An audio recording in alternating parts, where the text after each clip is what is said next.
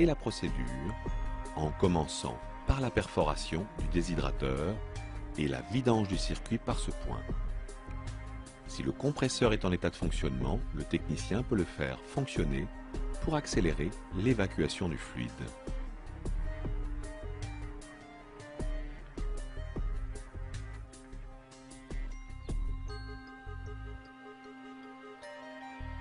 Le tube doit être parfaitement propre. Pour cela, le nettoyer à l'aide d'une toile abrasive par un mouvement rotatif.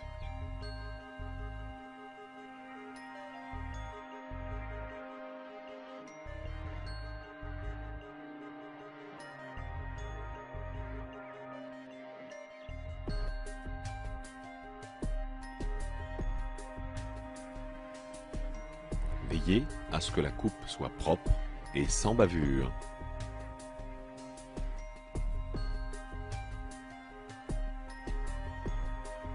L'intervention sur le circuit est réalisée à température ambiante. Attention, dans le cas d'un congélateur, dont l'évaporateur serait à température négative, il faut soit attendre que la température remonte à un niveau positif, ou purger l'évaporateur à l'azote avant l'intervention sur le circuit.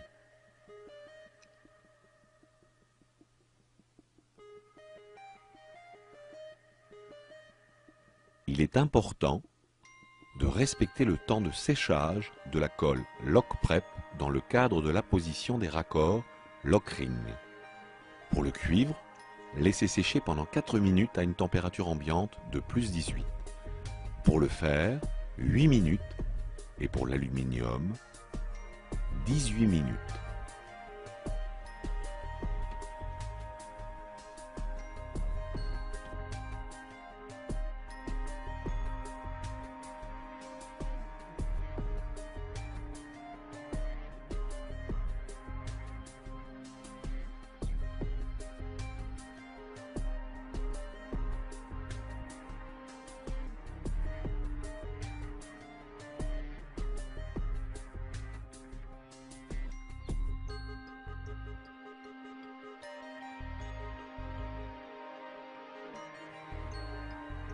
Comme à chaque ouverture d'un circuit frigorifique, il est nécessaire de remplacer le déshydrateur.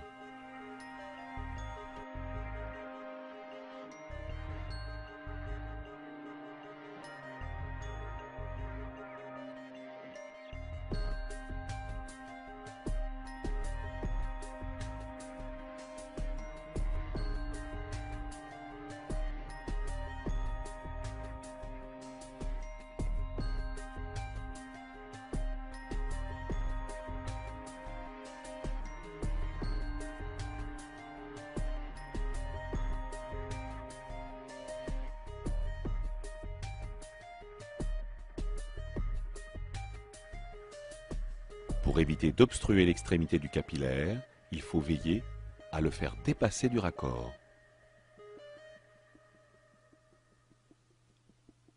Appliquez ensuite quelques gouttes de Lock-Prep et tournez le raccord pour bien répartir la colle.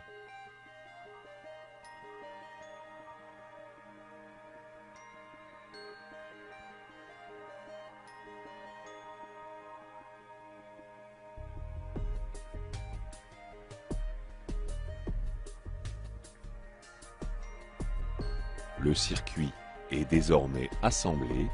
Passons aux étapes habituelles de la charge.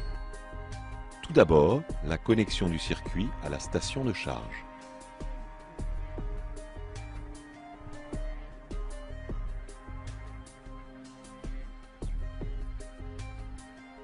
Relions à présent la bouteille de fluide R600A ou R290 à la station de charge. La nature et la quantité de fluide sont indiquées sur la plaque signalétique de l'appareil, en l'occurrence 45 grammes. Effectuez le tirage au vide. Procédez maintenant à la charge en respectant au gramme près la quantité de fluide prescrite à l'aide d'une balance électronique. L'appareil a été mis en service pendant le chargement du fluide. Pincez la queue de charge avec la pince à obturer. Retirez le raccord rapide et fermez hermétiquement la queue de charge avec un bouchon lock-ring.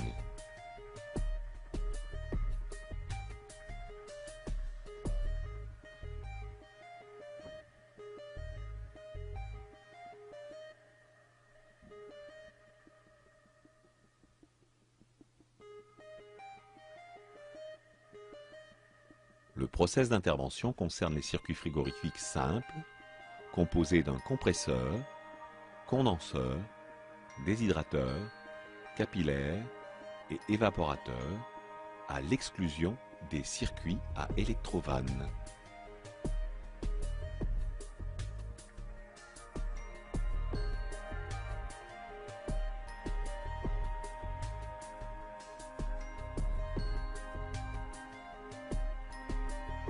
À la fin de l'intervention, pensez à contrôler les raccords avec un détecteur de fuite gazeuse.